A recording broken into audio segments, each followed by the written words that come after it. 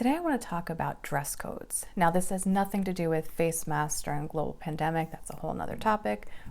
But I'm talking about when an organization dictates what someone can wear or how they can wear their hair, that sort of thing. Now, there is something to be said for looking professional, but there's a huge difference between dressing professionally and dress exactly like this. And what does dressing professionally actually mean?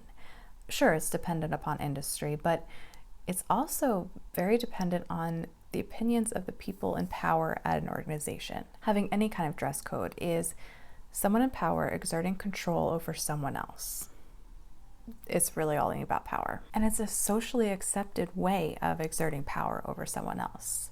And if you think about something like school uniforms, sure, you can buy into the reasons for that, where it creates uniformity, it eliminates distractions. But it also is a form of control, making someone not an individual, but an object. And in a school situation, that may not be completely bad. Or in a workplace where a uniform might help a customer quickly visualize someone who works there versus someone who doesn't. And some people might say, it's just clothes, who cares?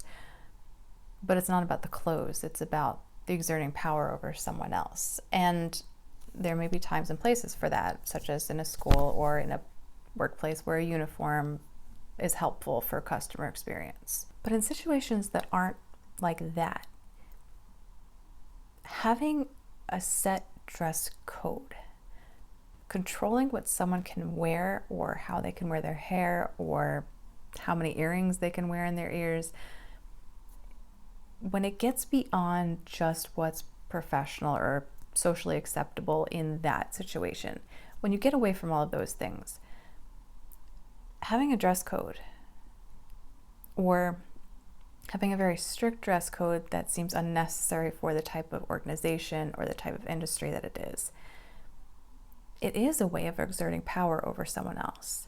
It is a way of taking away their individuality. I think most people want to have the power to be able to make a choice about their bodies and their lives.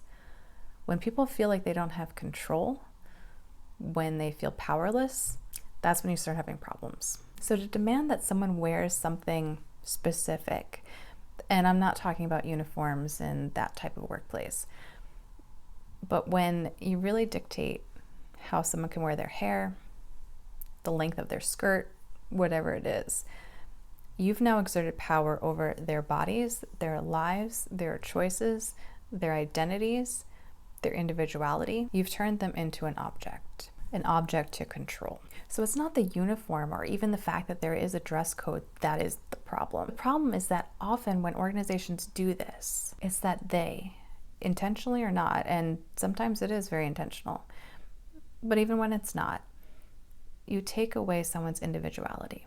You take away their identity.